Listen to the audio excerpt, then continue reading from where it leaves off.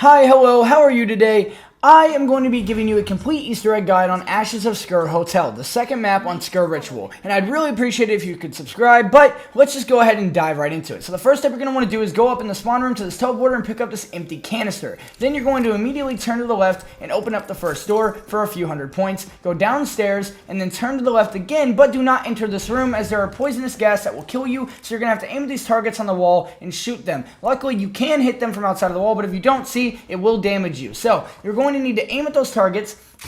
There are going to be two targets in front of you, one to the right of you and one all the way to the left of you. The one to the right of you can kind of hop in for a second and get pretty easily. The one to the left of you is a pretty easy shot from over here. And then once you do this, you're going to need to run forward to the basement furnace and enter the empty canister into there. It will put a glowing circle on the ground. You're going to need to stay in this glowing circle until the empty canister is completely refilled and that progress bar is completely filled up. After this, you're going to pick up the full canister by interacting with it, run back up the stairs to the main spawn lobby, and directly to the left outside this door is going to be a holder that you can place the full canister in. After this, it's going to tell you that you need to activate the teleportation platform. To do this, you just walk up to the teleportation platform and interact with it.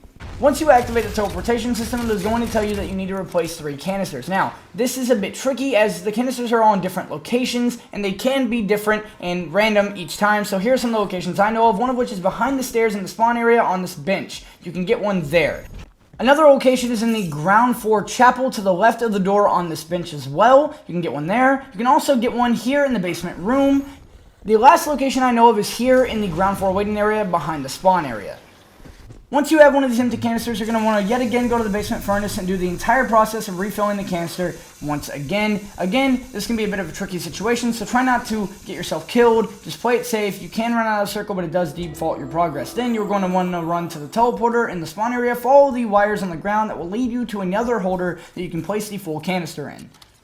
Once you've gotten all of these done, you're then going to run back to the teleporter in the middle of the spawn area. Once you do that, you're going to interact with it. It's going to teleport you to this building right here where you're going to run forward, interact with this box, and you're going to need to kill 5 kilowatts. Once you kill all of these kilowatts, it is going to spawn the Howler in the box. You're going to want to buy that Howler in the box. It is very important. Once you have purchased this, you're then going to be told that you need to use the Howler in the dark to find the cipher codes. Now, the problem with this is that the dark does not always come. You're going to need to wait for a dark round where you're fighting only kilowatt zombies, and that can take a few rounds, so just, don't worry, it does pop back up eventually.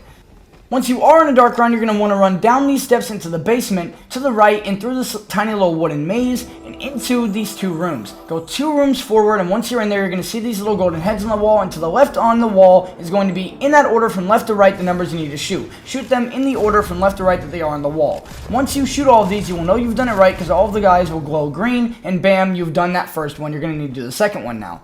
The next one is in the ground floor manager's office, and the numbers are on the wall behind you. Again, left to right, just shoot them in the order that they are on the wall from left to right. Once you have done this, the eyes will glow green, and then you are done with that step as well.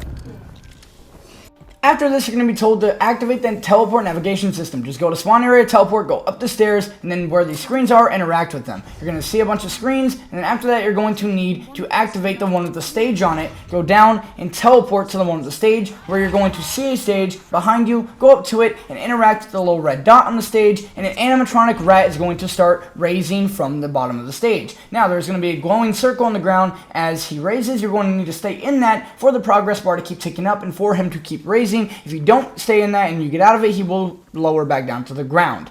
Once he has risen completely, you're going to be told that you need to find 5 animatronic electronic parts for the rat to replace. Now, one of them is going to be behind you on this bench directly to the left in the theater itself. That is going to be easy. It is going to be the right eye. Pick it up and then teleport back to the spawn area. Once you are back in the spawn area, the next one is going to be easy. Behind the revive station to the left, all the way back on a couch is going to be the next part. It is going to be an animatronic hand. Go ahead and pick that up, and you've gotten that part. Next, you're going to then go to the yellow screen, interact with it on the navigation system, teleport to that area, and right in front of you will be the electronic arm that you're going to need to pick up. The next one is going to be downstairs, past the basement furnace and past the pack-a-punch machine. There is going to be a little bit of a broken part of the wall. Go into that and straight forward, right next to this revive machine is the animatronic jaw that you're going to need to pick up as well. And then you have your 4th part. You're going to want to stay in the basement and go all the way back to where you did the code breaking before. Run into this room, and by this little chalkboard in this door, you're going to see another animatronic part. That is going to be the left eye. You're going to pick that one up, and that will be your final part that you need for the animatronic rat. After this, you're going to go back up, activate the teleporter again, just make sure you have that activated, then go back down to the teleporter, go back to the theater, and you're going to need to walk up and put each of the parts onto the rat where it's supposed to go to. Now, this part can be a bit tricky, try not to die to zombies while you're trying to put the parts on, but yeah, where they're supposed to go. After this, you're going to need to kill kilowatts and power up with energy the animatronic rat. To do this, you pick up these little beams of energy that fall from the kilowatts whenever you kill them, and this can take a few rounds, so just play it safe. It's not that big a deal. They do keep spawning each round, so don't worry about it that much. They will keep spawning. You just need to keep killing them until you have enough to put into the animatronic rat and power it up.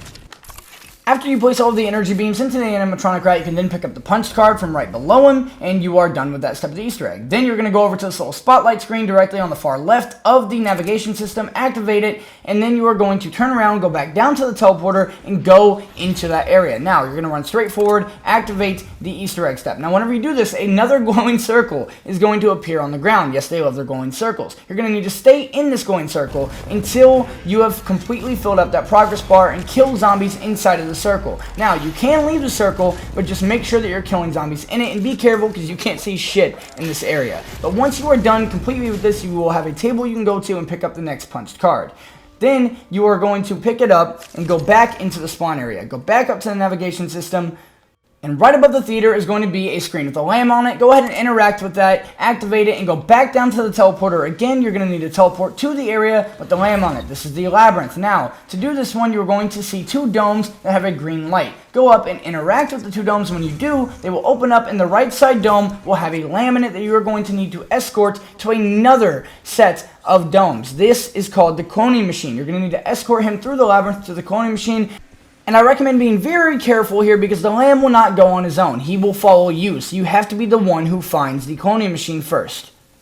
Now, the labyrinth is very big, and I wasn't able to memorize my exact movements, but just my best advice I can give is look around for a room that has two domes with a green light. That is the cloning machine. The cloning machine must have a green light, not a red light, like you can see right there. Once you are in there and you have the lamb in there, wait for the lamb to get completely into the left side dome, and then run up to it, and you're going to interact with it, thus closing the cloning machine on the lamb. You're going to clone that one lamb and create two, and you are then going to have two lambs after it will come out. After this, you're going to need to escort both of them to the next cloning machine. Yet again, I recommend just looking around for the one with the green light. It is the best best advice I can really give you. Once you get there, you're going to let them both get into the left side dome. They both have to be in there. Close it yet again by interacting with it. It will then clone both of them and create four lambs. And once all four come out of there, you're going to have to escort them to the end of the labyrinth.